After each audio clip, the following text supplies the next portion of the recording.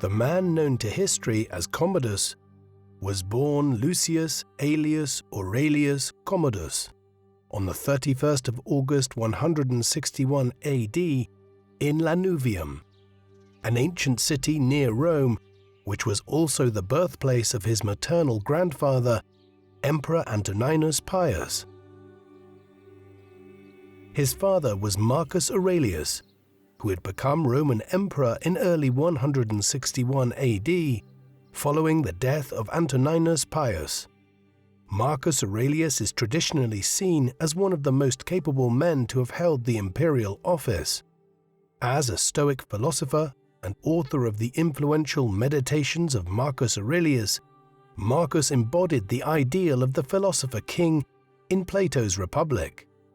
In the traditional historiography, Marcus was the last of the 5 good emperors who ruled the Roman Empire between 96 and 180 AD, while his son Commodus is commonly seen as one of the worst emperors in Roman history, with tales of his excesses found throughout the histories of his contemporaries Cassius Dio and Herodian, as well as the Historia Augusta, a collection of partly fictionalized biographies of Roman emperors from the 2nd and 3rd centuries AD, which is believed to have been written in the late 4th century AD. The historian Jeff Adams was cautioned against reading these ancient literary sources uncritically, arguing that they reflected the views of the senatorial class that suffered greatly during Commodus's reign.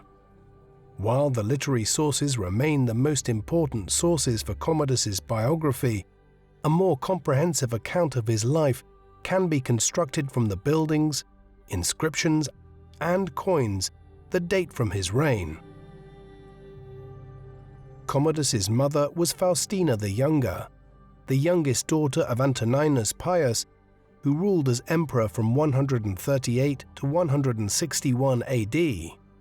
Faustina was around 15 years old when she married her cousin, Marcus Aurelius, in 145 AD, and the couple would go on to have at least 14 children, though many would die in infancy.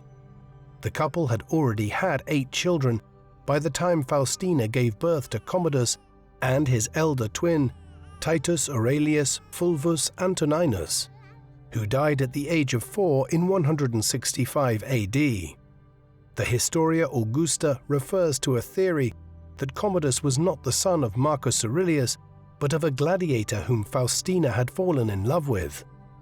However, such a theory may have arisen as an attempt to absolve Marcus Aurelius of any blame for Commodus's personality, and the historical evidence otherwise suggests that Marcus Aurelius and Faustina were a devoted couple. Commodus was born at a time when the Roman Empire was experiencing a golden age. He was a member of the Nerva-Antonine dynasty, which came to the throne in 96 AD when the elderly senator, Marcus Cocceius Nerva, was elected by his peers to succeed the assassinated Emperor Domitian. While Nerva was not a direct ancestor of Commodus, his appointment of Commodus's paternal great-grandfather, Marcus Annius Verus, as consul in 97 AD, signaled the rise of the family's political fortunes. Although Nerva reigned for less than 2 years, he restored political order to the empire and secured the vital support of the army by adopting the general Marcus Ulpius Traianus, who succeeded him as the Emperor Trajan. Trajan enjoys a reputation as one of Rome's greatest emperors, both for his military conquests in Dacia, modern-day Romania, and his commitment to justice and order in Rome. While Trajan's adoptive son and successor Hadrian was unpopular among Roman elites for the execution of senators for conspiring against him, he was praised for his generous welfare programs, his interest in Greek philosophy, and his policy of consolidating the empire's domains by constructing border walls at the frontiers. This policy was continued by his successor, Antoninus Pius, Commodus's grandfather, whose 2 decades on the imperial throne were associated with economic prosperity throughout the empire and general tranquility on the frontiers. The brief accounts of Commodus's early life in the literary sources serve to foreshadow the corruption of his later life. The contrast between Commodus and his father, Marcus Aurelius, is a main theme of Commodus's childhood and youth. The theories around Commodus's parentage are intended to disassociate him from his exemplary father, Marcus Aurelius. Prior to presenting the theories around Commodus's illegitimacy, the author of Marcus Aurelius's biography in the Historia Augusta writes of Marcus that, had he been truly fortunate, he would not have left a son. The claim that Commodus was the son of a gladiator may be interpreted as an attempt by the author of Historia Augusta to come up with a logical explanation for how the son and successor of Marcus Aurelius ended up as an individual who debased his imperial dignity by fighting as a gladiator in the arena. Before Marcus Aurelius, the emperors of the Nerva-Antonine dynasty had chosen to adopt younger men who had already demonstrated their abilities as administrators and leaders as their sons and successors. This was partly done out of necessity, as Nerva, Trajan, and Hadrian never had any children, while Antoninus's two sons had already died by the time of his adoption by Hadrian. Nevertheless, family considerations remained important, as the chosen successors were often related to the emperor by blood or marriage, even though they were not direct biological descendants. Shortly before his death in 138 AD, Hadrian looked ahead 2 generations by instructing Antoninus Pius to adopt the future Marcus Aurelius as his son as a condition of his own adoption by Hadrian. In its discussion of Commodus's paternity, the Historia Augusta makes reference to this arrangement, claiming that Marcus Aurelius refused to divorce his wife after being informed about her supposed infidelity by saying, "If we send our wife away, we must also return her dowry." The Historia Augusta goes on to explain that Faustina's dowry was the empire which, after he had been adopted at the wish of Hadrian, he had inherited from his father-in-law Pius. Accordingly, even had Commodus not been Marcus Aurelius's son, as the grandson of Antoninus Pius, he had a strong claim to the succession. In October 166 AD, Marcus Aurelius bestowed the title of Caesar upon 5-year-old Commodus and his 3-year-old younger brother, Marcus Annius Verus, designating them as co-heirs to the empire. According to the Historia Augusta, the initiative came from Lucius Verus, Marcus Aurelius's adoptive brother and co-emperor, who had just returned victorious from his campaigns in the Middle East against the Parthians from present-day Iran. Born Lucius Aelius Commodus in 130 AD, Lucius Verus was the son of Lucius Aelius Caesar, whom Hadrian had adopted as his successor in 136 AD, but died in January 138 AD without becoming emperor. Following his father's death, the young Lucius was adopted by Antoninus, alongside Marcus Aurelius, and took the name Lucius Aelius Aurelius Commodus. When Antoninus died in 161 AD, Marcus and Lucius took the throne as joint emperors, and Lucius exchanged his own family name of Commodus for Marcus's family name Verus. When the future emperor Commodus was born several months later, Marcus named him Commodus, in honor of his co-emperor. Between 162 AD and 166 AD, Verus had been away on campaign, and when he returned to Rome to celebrate his triumph, the young Commodus and his siblings took part in the procession through the city.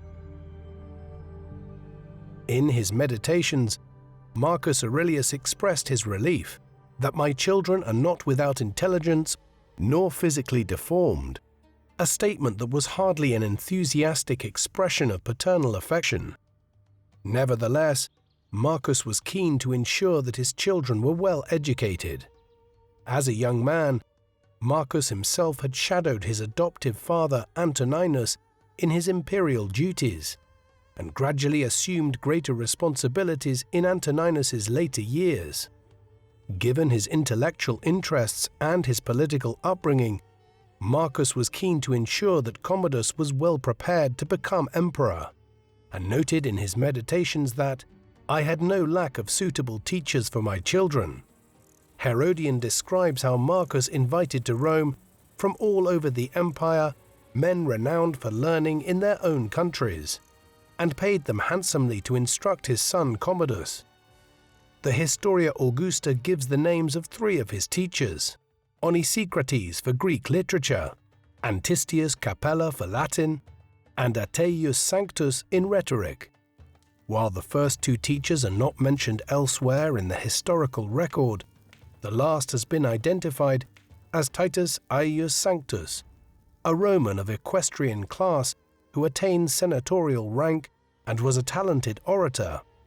According to the influential Greek physician Galen, Commodus's education was supervised by a man named Petulaeus. Both Herodian and the author of Historica Augusta are keen to stress that Marcus Aurelius stopped at nothing to ensure that Commodus had the best education possible. It seemed to have any impact on the young child, who ignored everything his tutors said and showed greater interest in less reputable activities such as singing, dancing, and gladiatorial combat. In order to show that Commodus's debauchery began at a young age, the Historia Augusta claims that when the boy was 12 years old, he complained that his bathwater was too cold and ordered a slave to throw the bathkeeper into the furnace. The slave spared the bathkeeper by burning a sheepskin instead. Later in the biography of Commodus, the Historia Augusta states that, while a youth, he disgraced every class of men in his company, and was disgraced in turn by them, which appears to be a reference to homosexuality. In 169 AD, Commodus's younger brother and co-Caesar, Marcus Annius Verus, died at the age of 7, leaving Commodus as Marcus Aurelius's sole surviving heir. Commodus's health became an even greater priority for the emperor, and Galen was often in attendance to the young boy. On one occasion when Commodus was in his teens, he returned from the wrestling school with a heavy fever, prompting Petulaeus to summon Galen to attend to the boy. Petulaeus was surprised to see Galen diagnose an inflammation of the tonsils by simply taking Commodus's pulse, but the diagnosis proved accurate. The physician prescribed a solution of rosewater and honey, and within 3 days the fever passed. To promote his dynastic ambitions, Marcus Aurelius commissioned statues in the late 160s AD and early 170s AD all over the empire, asserting Commodus's role as Marcus's heir. Marcus was also keen to ensure that his son enjoyed the army's support. During the mid-160s AD, several hostile Germanic tribes in the Danube region invaded Roman territory. In 168 AD, the co-emperors Marcus Aurelius and Lucius Verus marched north to reinforce the legions on the frontier, but Verus's death in January 169 AD compelled Marcus to return to Rome to oversee the funerary rites of his adoptive brother. Now sole emperor, Marcus left Rome in the autumn, but his army struggled to resist a Germanic coalition led by Balomar, ruler of the Marcomanni. In around 170 AD, a Roman army was defeated near Carnuntum, a large city on the Danube between what is now Vienna and Bratislava, which served as the capital of the province of Pannonia Superior. After making peace with several Germanic tribes in 171 AD, Marcus went on the offensive and defeated the Marcomanni in 172 AD. Following his military success, Marcus assumed the victory title of Germanicus. The Historia Augusta states that Commodus was also given the same title on the 15th of October 172 AD, suggesting that he accompanied his father on campaign. Marcus Aurelius's biographer Antony Burley notes that a dedication to Marcus and Commodus at the sanctuary of Jupiter ad Carnuntum, dated the 11th of June 172 AD, indicates that Commodus was with his father on that day.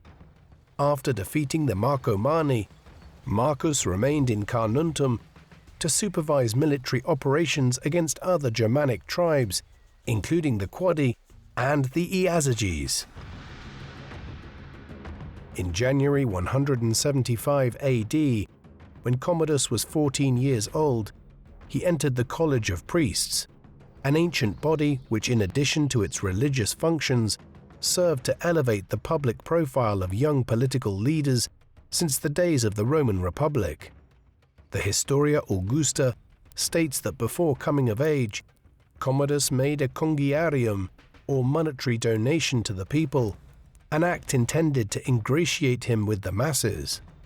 After coming of age in July, he was appointed Prince of the Youths, a ceremonial position often bestowed upon future emperors. Commodus's coming of age was also celebrated in coins issued by Marcus Aurelius in 175 to 176 AD, bearing his son's image. The teenager is depicted in various guises, both military and civil, and is also associated with several gods, including Jupiter, the ruler of the Roman pantheon and the patron deity of the Roman emperors. Commodus's coming of age coincided with a major rebellion against Marcus Aurelius, led by Avidius Cassius, a military leader from Syria who distinguished himself serving under Lucius Verus in the Parthian Wars. His military exploits earned him a consulship in 166 AD, and by the early 170s AD, he was supreme commander of Roman forces in the East. The rebellion was prompted by rumors that Marcus Aurelius had died of illness while on campaign. According to Cassius Dio, Empress Faustina had informed Avidius Cassius that her husband was seriously ill and persuaded him to take the throne, as she believed Commodus was too young and immature to inherit the empire, and that political disorder would arise as a result. Without awaiting confirmation of Marcus's death, Avidius Cassius declared himself emperor in early 175 AD. While the Historia Augusta mentions Faustina's role, it also sets out an alternative theory that Avidius Cassius personally instigated the rumors about Marcus's death to justify his usurpation. Even after Avidius found out that Marcus had recovered from his illness, he continued to call himself emperor with the support of armies in Syria and Egypt. Although Marcus did not take the rebellion seriously initially, he was soon compelled to address the troops to strengthen their morale. Marcus lamented the uprising, telling his men that "a plot has been formed against me by my dearest friend, and I have been forced into a conflict against my will." He went on to say that he would have been prepared to give up the throne to Cassius, but the latter had shown he could not be trusted. As he prepared to lead his army east to confront the usurper, Marcus reminded his legions that they not only enjoyed a significant numerical advantage, but were much better soldiers than Cassius's legions. At the same time, Marcus did not wish to see Cassius killed and hoped that he could reconcile with his erstwhile friend. In order to promote his dynastic interests, Marcus summoned Commodus from Rome to join him in Sirmium, the capital of Pannonia Inferior, now located in northwestern Serbia. Commodus left Rome in the middle of May and would have been at his father's headquarters by early June. His coming-of-age ceremony was brought forward to the 7th of July, an important date in the Roman calendar, commemorating the day when Rome's legendary founder, Romulus, was raised to heaven to join the gods. By holding Commodus's coming-of-age ceremony in front of the Pannonian legions, Marcus Aurelius was sending a message to the army to acknowledge Commodus as his successor. Before leaving Sirmium, Marcus received news that Cassius had been murdered by one of his men. According to Cassius Dio, the revolt lasted little more than 3 months. Despite the death of the usurper, the emperor decided that it was still necessary for him to make the journey to the east to ensure the loyalty of his soldiers and subjects. After making peace agreements with the Germanic tribes, Marcus began his journey in late July, accompanied by his wife Faustina and his son Commodus. While the imperial party was traveling through central Turkey late in the year, the empress died around 45 years old. Following Faustina's death, Marcus and Commodus turned south into Syria, but purposely avoided Antioch, the capital of the province, which had served as Avidius Cassius's headquarters for a decade.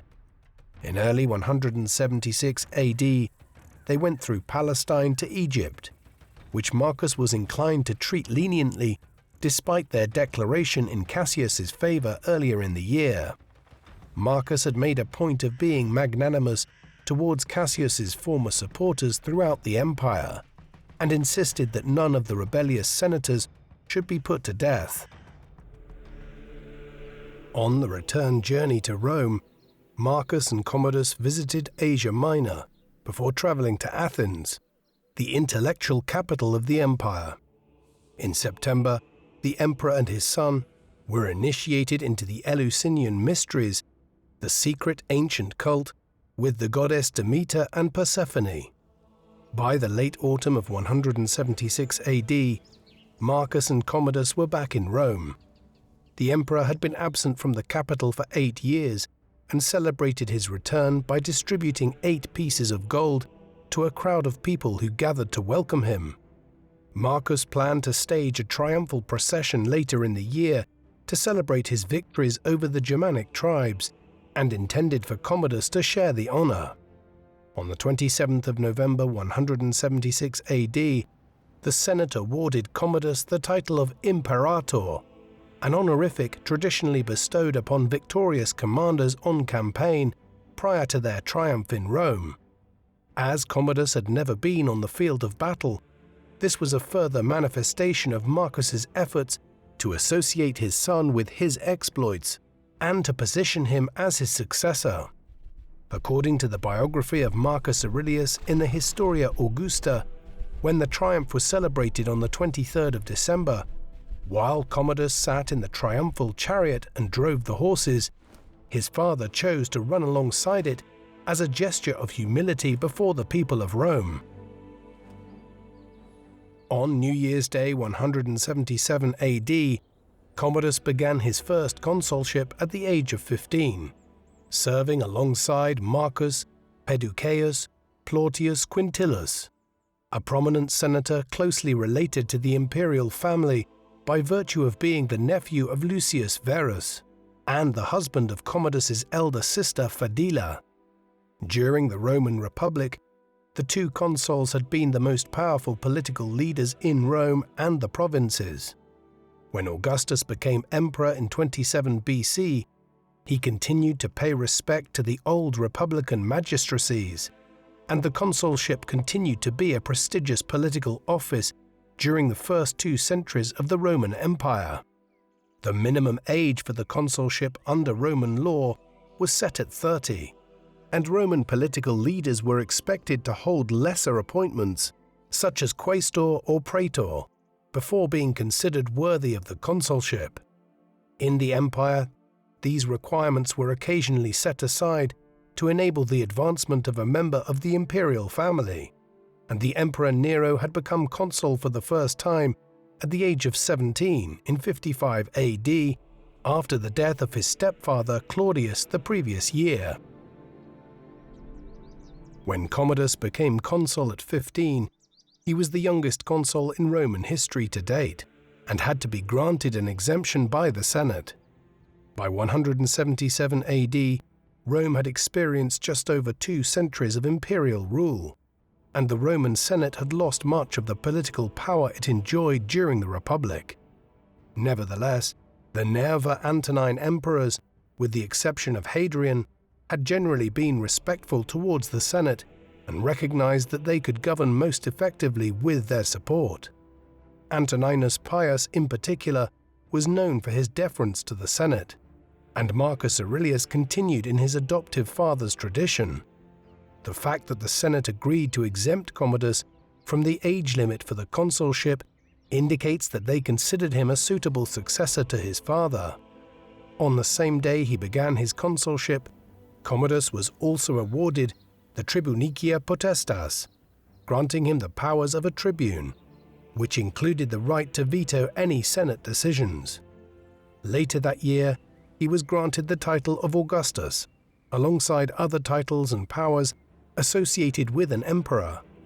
Thus, by 177 AD, Commodus was officially co-emperor alongside his father, with all the powers that Lucius Verus had enjoyed between 161 and 169 AD.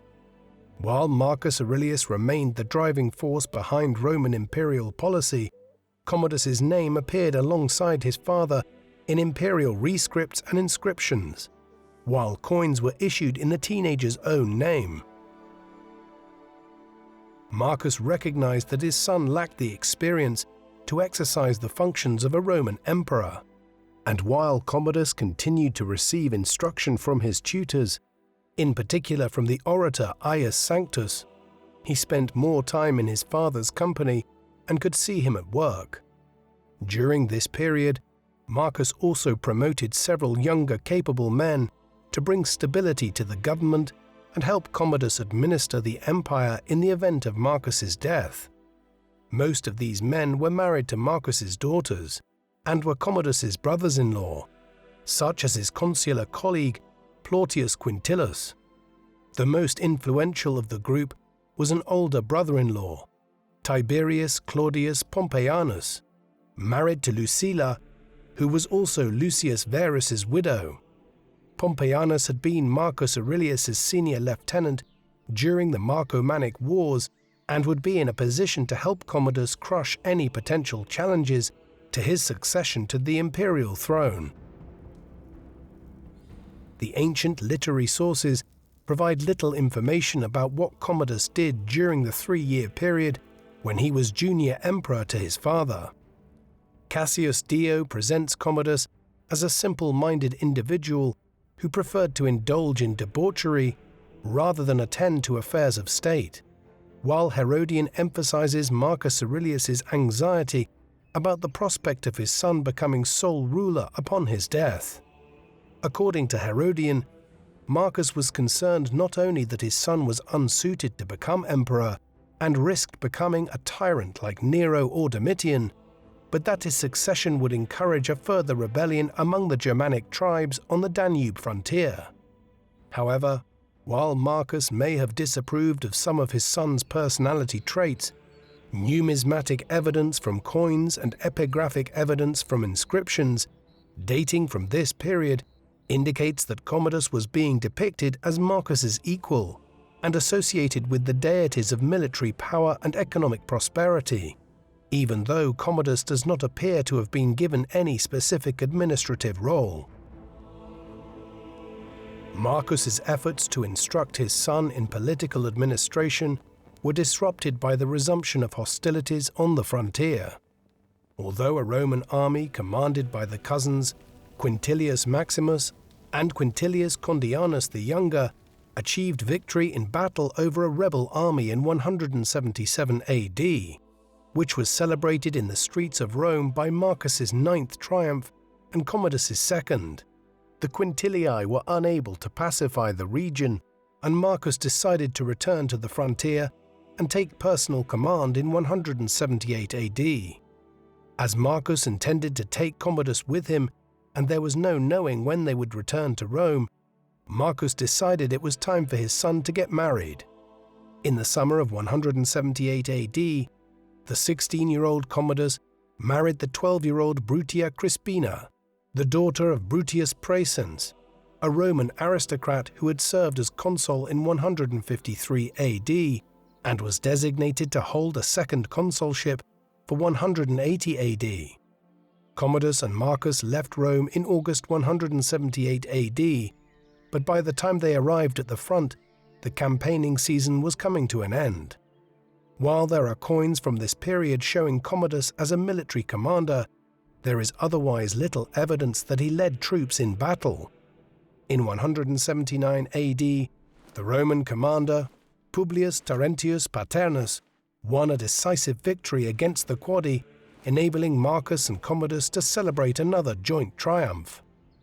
The battle may have taken place near Laugarizio, present-day Trenčín in Slovakia, near the Czech border, where an inscription records the presence of the Second Legion under Marcus Valerius Maximianus during the winter of 179 to 180 AD. Marcus Aurelius's plans incorporate the Marcomanni and the Quadi into the empire within the new province of Marcomania were coming to fruition. But in March 180 AD, the emperor fell seriously ill and died on the 17th of March, either in Vindobona, now Vienna, or at Sirmium. Cassius Dio mentions that Marcus had been suffering from a disease which affected his chest and stomach, but that his fatal illness was unrelated, blaming the emperor's physicians for hastening his death as a means of showing favor to Commodus. According to Marcus Aurelius's biography in the Historia Augusta, a few days before his death, Marcus summoned Commodus to his side, but the latter did not wish to remain in attendance for long and cited his own health as an excuse to depart. Between 166 and 180 AD, the empire had been ravaged by the so-called Antonine plague, which is believed to have been spread by Roman soldiers on campaign. The plague may have accounted for Lucius Verus's death back in 169 AD, and the account in the Historia Augusta strongly suggests that Marcus Aurelius was suffering from the plague, and Commodus wished to avoid catching the disease from his father. Both the Historia Augusta and Herodian suggest that a couple of days before his death, Marcus summoned a group of close friends to his side and bade them to support his son. According to Herodian, the dying emperor told them, "Here is my son, whom you yourselves have educated, approaching the prime of youth and, as it were, in need of pilots for the stormy seas ahead. I fear that he, tossed to and fro by his lack of knowledge of what he needs to know, may be dashed to pieces on the rocks of evil practices. You, therefore, together take my place as his father, looking after him and giving him wise counsel. No amount of money is large enough to compensate for a tyrant's excesses, nor is the protection of his bodyguards enough to shield the ruler who does not possess the goodwill of his subjects." These words closely foreshadow Commodus's actions during his reign as sole emperor, and along with other passages in Cassius Dio and the Historia Augusta, suggest that Marcus sensed that Commodus would become a tyrant, and regretted that he was to succeed him. However, as Jeff Adams has observed, Marcus Aurelius had been positioning Commodus as his successor as early as 166 AD, and after his father's death, Commodus faced little trouble in asserting himself as the sole emperor. Commodus had already been Augustus for 3 years, and the only additional title he inherited from his father was that of Pontifex Maximus, which made him Rome's chief priest and head of the state religion. At the time of Marcus Aurelius's death, Commodus was not yet 19 years old. Since the age of 5, his father had been preparing him for the throne, but it was not until Avidius Cassius's revolt of 175 AD that Marcus personally took control of his political upbringing, and by 177 AD, Commodus was named co-emperor. The period of joint rule lasted less than 3 years, and much of this time was spent outside Rome on campaign, and Commodus was still extremely inexperienced and underprepared to take on the responsibilities of office. According to Herodian, Commodus was initially willing to take the advice from his father's advisors, and in the days after Marcus's death, he addressed the troops, praising their exploits and vowing to continue the campaign. However, it did not take long for a group of his younger friends to persuade him that there was no point staying at the inhospitable frontier, and it was far better to return to Rome. Likewise, Cassius Dio claims that Commodus's companions appealed to his indulgence and encouraged him to return to the capital. Herodian claims that after Commodus informed his senior advisors of his intention to return to Rome, Pompeianus made a persuasive speech urging the young emperor to continue the campaign and complete the task that his father had left unfinished. Once the Germanic peoples were subjugated, Commodus could return to Rome as a triumphant military leader. According to Herodian, following this powerful rebuke, Commodus no longer called on his advisors and instead identified himself more closely with his young companions. Although Cassius Dio suggests that the Marcomanni and Quadi were so weak that Commodus could have extracted better terms by continuing with the campaign, as part of the peace deal, Commodus ensured the return of prisoners of war, an annual tribute of grain, and a contingent of Marcomanni and Quadi to serve in the Roman army. Nevertheless, Commodus abandoned the frontier outposts established by his father, leaving a small strip of territory north of the Danube. Commodus continued to maintain a significant military force on the Danube frontier, and Herodian writes that the soldiers complained because not all of them could return to Rome with the emperor. Those that remained helped to quell a rebellion by the Dacians in 183 AD. Little is known about the campaign, though Cassius Dio claims that the generals Clodius Albinus and Pescennius Niger, who would challenge for the throne after Commodus's death, distinguished themselves during the campaign.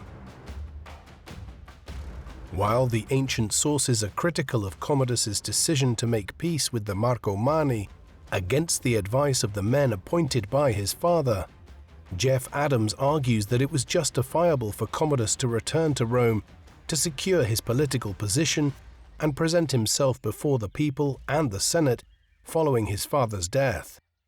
Even though his succession was widely acknowledged, there was no shortage of ambitious senators in Rome who might have taken advantage of a political vacuum in the capital. There was no particular need for the emperor to be with the army, and the well-respected Antoninus Pius spent nearly the entirety of his reign in Italy, leaving his generals to take care of military affairs.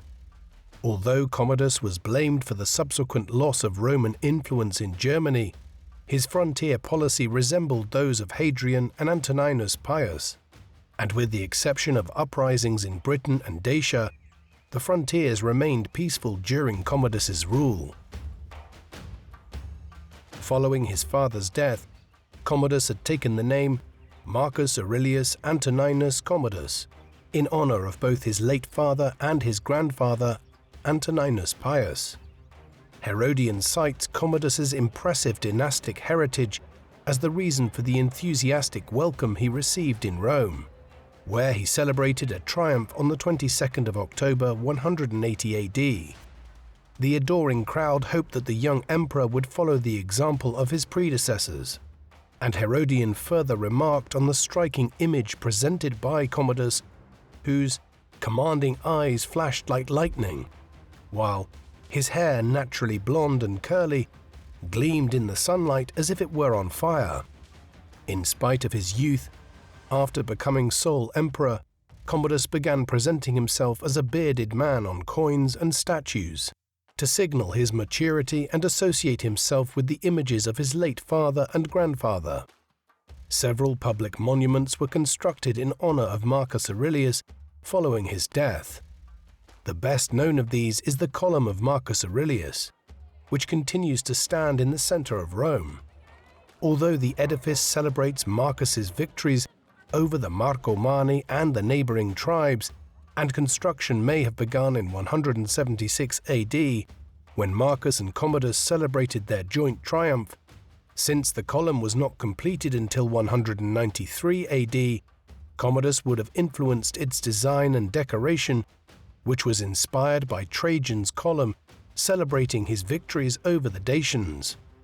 Following Marcus Aurelius's death, the temple of the divine Marcus Aurelius was built close to the column as a further gesture from Commodus to honor his deified father.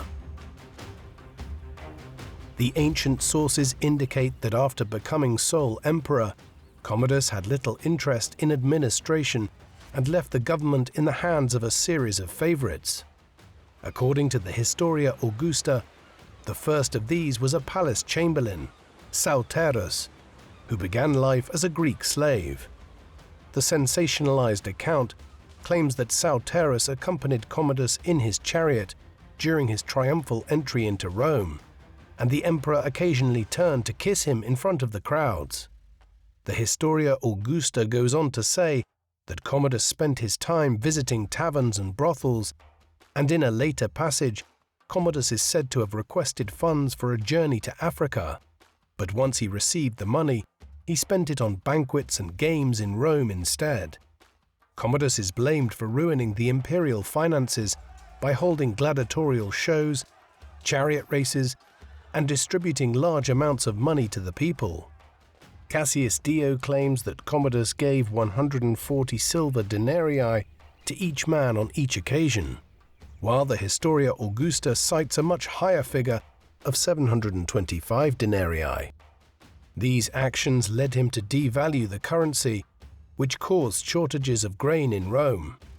However, Jeff Adams cites analysis of Roman coinage in the British Museum, which indicates that any depreciation during Commodus's reign was gradual and the continuation of trends that existed under his predecessors, and any decline in economic activity was due to factors beyond the emperor's control. In 182 AD, Commodus faced the first crisis of his reign when he was the target of a conspiracy masterminded by his sister Lucilla. The Historia Augusta claims that Lucilla and her associates were disgusted by Commodus's corruption, while Cassius Dio states that she instigated the plot to be rid of her husband Pompeianus, whom she detested. Herodian, on the other hand, suggests that Commodus initially showed restraint and avoided taking action against the senators who had been his father's advisors, and that Lucilla's conspiracy was due to her resentment at being superseded in the court hierarchy by Commodus's empress, Crispina. Both Cassius Dio and the Historia Augusta relate how Pompeianus walked up to Commodus with a drawn sword and declared, "See, this is what the Senate has sent you," and was easily apprehended. In Herodian's account, Pompeianus was not involved at all, and Lucilla's co-conspirator was Marcus Ummidius Quadratus Annianus, a nephew of Marcus Aurelius who was rumored to be her lover. According to Herodian, the man who bungled the assassination was not Pompeianus, but his nephew Quintanius. While the elder Pompeianus went into exile, Quintanius and Quadratus were both put to death. Lucilla was initially banished to the island of Capri and executed later in the year. Cassius Dio writes that Commodus was guilty of many unseemly deeds and killed a great many people, including many high-ranking aristocratic men and women who had been influential during the reign of Marcus Aurelius. The killing of senators without the approval of their peers had always been a source of tension between the Senate and the emperor, and Herodian argues that following the events of 182 AD, the emperor considered the entire Senate his collective enemy. Jeff Adams questions this view, arguing that Commodus continued to count on the support of a large part of the body, citing the consular lists during Commodus's sole reign, which include the names of many senators. While this may be explained by the sale of political offices by Commodus's favorites, as alleged in the ancient sources, Adams argues that the individuals who were chosen were distinguished men worthy of the honor due to their aristocratic background or their military exploits. These included Lucius Septimius Severus, a general from North Africa who was consul in 190 AD and would eventually restore political order as emperor after Commodus's death. According to the Historia Augusta, not long after the failed conspiracy, Commodus's favorite, Sauterus, was assassinated by Terentius Paternus, the soldier who had won a great victory over the Quadi in 179 AD and served as the commander of the Praetorian Guard, the elite army unit that was officially responsible for protecting the emperor, but which also had a reputation for overthrowing them. Paternus blamed Sauterus for the emperor's corruption and licentiousness and brought about his death. Once Commodus heard of his companion's demise, he arrested Paternus and executed him. Paternus's colleague, Sextus Tigidius Perennis, took advantage of the situation to frame several of his political rivals, including the general Salvius Julianus, as well as members of the Quintilii family who had fought with distinction under Marcus Aurelius during the Marcomannic Wars, all of whom were put to death at the emperor's command. Commodus confiscated the villa of the Quintilii outside Rome and expanded it by building luxurious baths and enlarging the entertainment spaces. Between 182 and 185 AD, Tigidius Perennis was the most powerful man in Rome and controlled access to Commodus and read all of the imperial correspondence before they reached the emperor. The ancient literary sources state that Perennis enabled Commodus to indulge in his pleasures, including chariot racing, lavish feasts, and various acts of depravity involving both sexes. As the power behind the throne, Perennis was able to secure influential military appointments for his sons in the provinces.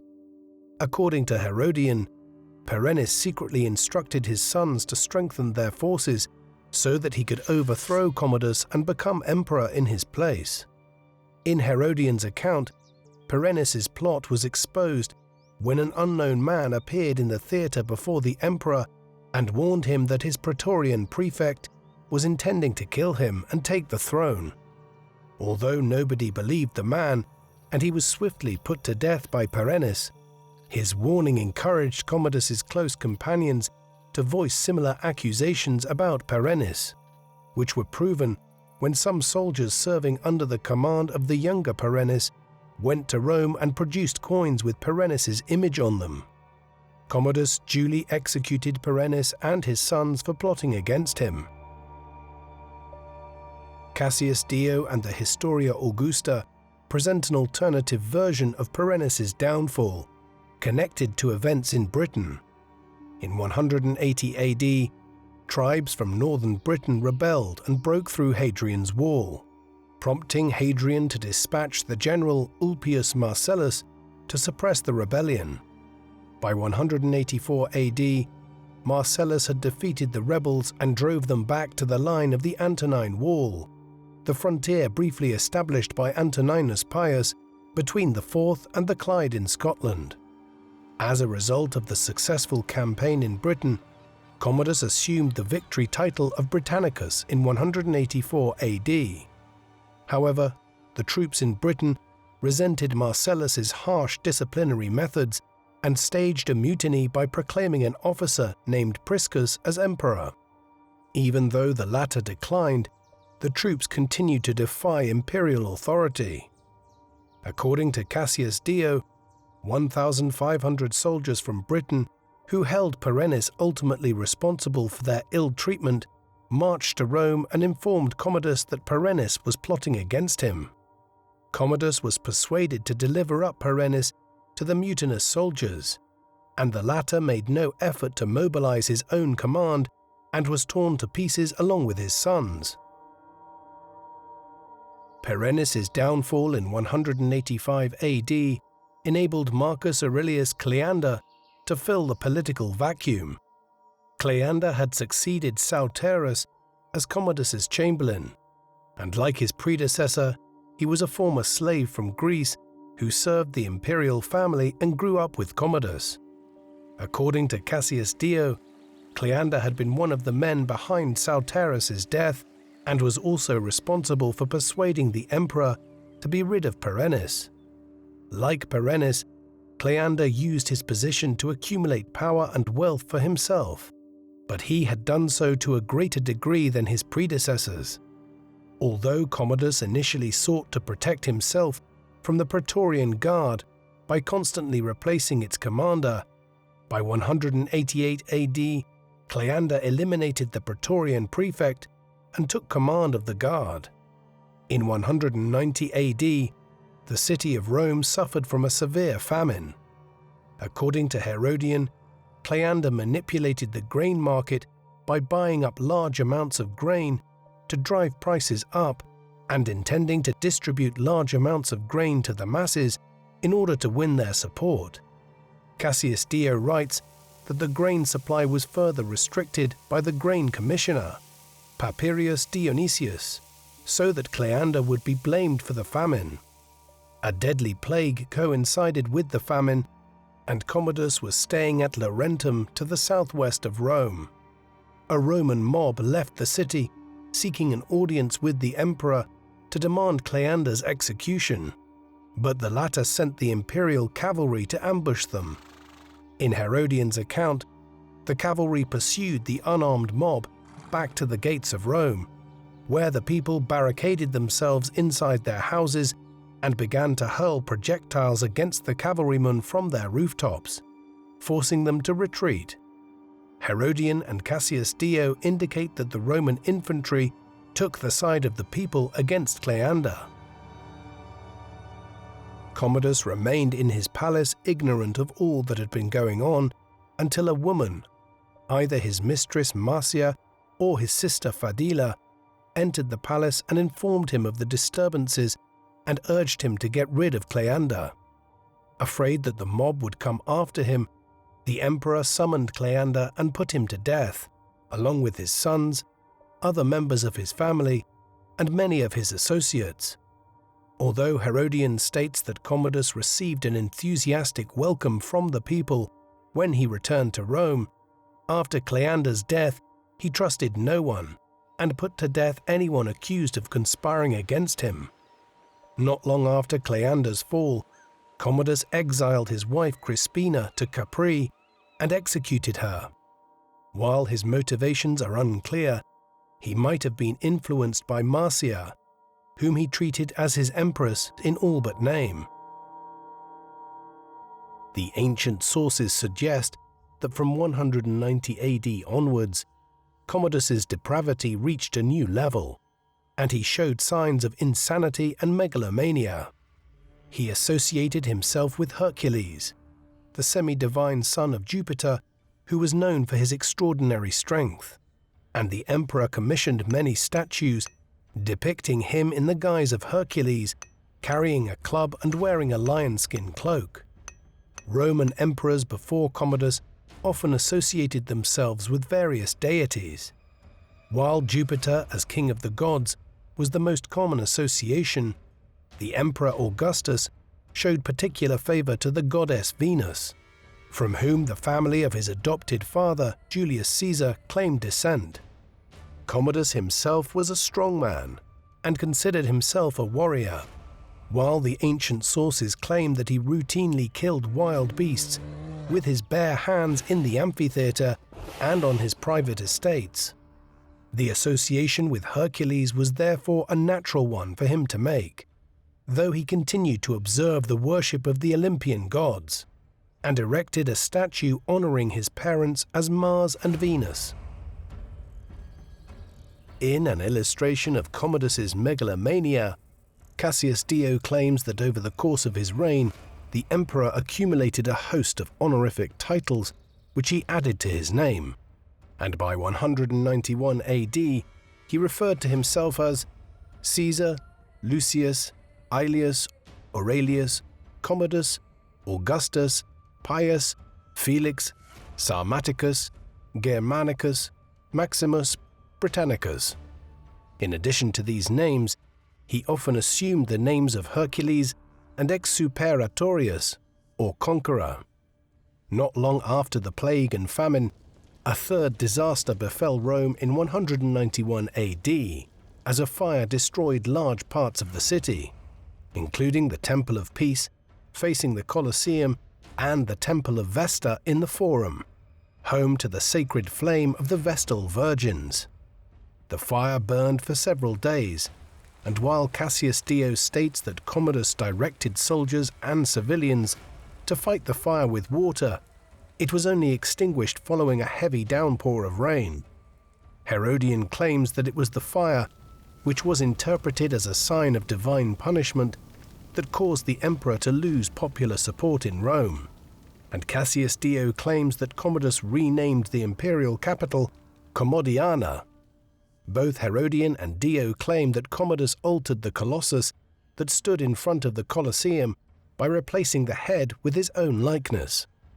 The monumental statue had originally been erected by Nero, and following his death was rededicated to the sun god Sol. Jeff Adams questions whether the colossus would still have been standing during Commodus's reign, and suggests that the anecdote was a literary device used by the ancient historians to link Commodus to the tyrannical emperor Nero. The tale of a debauched emperor profiting from a fire in Rome also closely resembles the tales surrounding Nero and the fire of 64 AD.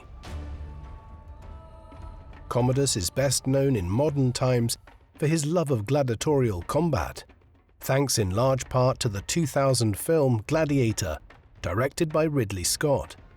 While many Roman emperors enjoyed holding gladiatorial fights and chariot races at the Colosseum and the Circus Maximus in Rome as a means of winning popular support, Commodus is accused not only of wasting money by staging games with much greater frequency than his predecessors, but also for degrading his imperial dignity by participating in the entertainments as a combatant. In one section, the Historia Augusta claims that Commodus fought in 735 gladiatorial bouts, but later on it states that he fought 365 times during his father's reign, and as emperor he won enough bouts to bring the total number above 1,000, though most of these early combats may have taken place in private on the imperial estates. Commodus's most memorable games were staged in November 192 AD and lasted for 14 days. The emperor himself played a starring role, and Cassius Dio writes that he was a witness to the spectacle, as all the senators were forced to attend the emperor's performance. On the first day, he killed 100 bears by shooting them with javelins from a raised platform in what Herodian called a display of skill rather than of courage. Herodian presents Commodus as a skillful hunter, since he managed to hit the target with each shot, leaving no wasted javelins. On occasion, Commodus descended into the arena to dispatch tamer animals such as deer, and during the demonstration he also killed a tiger, a hippopotamus, an elephant, and possibly a rhinoceros. The people were impressed by the emperor's abilities, and in a further demonstration of his prowess, Commodus killed ostriches by decapitating them at the top of the neck so they could continue to run around. Cassius Dio recalls seeing the emperor approaching the senators, holding up the bloody head of a decapitated ostrich and grinning at them without saying a word. Dio claims that he and his colleagues found the threat so amusing that they only prevented themselves from bursting into laughter by chewing on the laurel leaves from their garlands. After retiring for lunch, the emperor returned in the afternoon and entered the arena to fight as a gladiator. Commodus had trained to fight as a secutor, a type of gladiator armed with a short sword, large helmet, and a heavy shield. The secutor's usual opponent was the retiarius, a gladiator with a trident and net who made up for his limited armor with greater agility. According to Cassius Dio, Commodus exposed himself to minimal danger in this public demonstration, armed only with a wooden sword in his left hand, while his opponents were armed with sticks. The Praetorian prefect, Aemilius Laetus, and the chamberlain, Eclectus, stood next to the emperor, ready to intervene should anything happen. These bouts were therefore something of a farce, and after the emperor felled his opponent, he would raise them up. He then retired to the stands and sat with the senators to watch the regular gladiator bouts. Commodus had the authority to determine the fates of the defeated gladiators, and he often deferred to the wishes of the bloodthirsty crowd.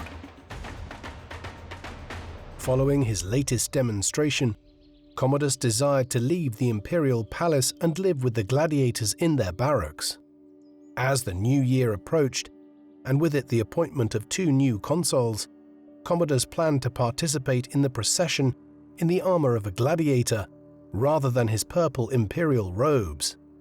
When he announced his intentions to his closest companions, his mistress Marcia, his chamberlain Eclectus, and the prefect Litus, all of them were horrified and urged him to reconsider. When Commodus refused, the 3 decided they had to kill the emperor before he killed them.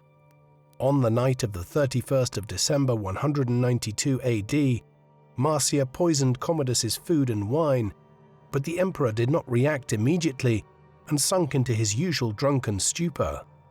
Not long afterwards, Commodus began to vomit. The conspirators were afraid that the emperor would expel all the poison and decided to send a young athlete named Narcissus to strangle him. Cassius Dio claims that Commodus was murdered in his bath, while Herodian suggests the emperor was killed while lying on his couch. The emperor Commodus was dead at the age of 31, after reigning for 13 years as sole emperor, and the Nerva-Antonine dynasty died with him. Following Commodus's death, the Senate condemned his memory by destroying his statues and removing inscriptions that carried his name. Commodus's death brought further disorder to the empire, and the year 193 AD is known as the Year of the 5 Emperors. The first, Pertinax, lasted 3 months before he was assassinated by the Praetorian Guard.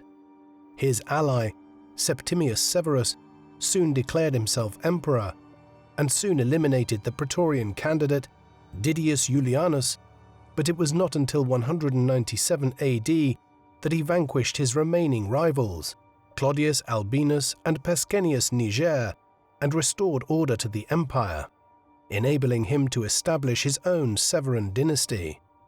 As part of his efforts to secure the favor of the surviving members of the former imperial family, Septimius rehabilitated Commodus in 195 AD and persuaded the Senate to deify him. Of the 111 known statue bases featuring inscriptions dedicated to Commodus, 20 were erected after his death, suggesting that he remained popular in certain parts of the empire despite his reputation and the Senate's efforts to eradicate his name. Commodus leaves behind a legacy as one of the most notorious emperors in the history of the Roman Empire. His debauched lifestyle and his vulgar tastes were in marked contrast to his father, Marcus Aurelius, despite the latter's efforts to train him as his successor by hiring distinguished men to tutor him. Although Marcus intensified his efforts to prepare his son for the duties of imperial office following the Avidius Cassius rebellion, by the time he died on campaign in 180 AD, the 18-year-old Commodus was still inexperienced and unprepared. While he was criticized for abandoning his father's final campaign, the empire was mostly at peace during his sole reign. Domestically, Commodus's reign was characterized by the corruption of powerful favorites, who exercised power on his behalf. Although Commodus is likely to have played a more proactive role in the government than the ancient sources suggest, his personality and his approach to government were diametrically opposed to the expectations of the senatorial class, and he was subject to several assassination attempts, which reinforced his sense of insecurity and encouraged him to order more political executions. Although his reign was associated with poor administration, corruption, and tyranny, it was his inappropriate desire to present himself as a gladiator rather than an emperor which caused him to be murdered by his closest companions. What do you think of Emperor Commodus? Was he a tyrant who neglected state affairs to indulge in debauchery and corruption while eliminating political opponents without a second thought? Or was he more of an egalitarian ruler who favored the common people by offering generous monetary donations and regular entertainments at the expense of the conservative elites, enabling him to retain popular support for much of his reign? Please let us know in the comment section. And in the meantime, thank you very much for watching.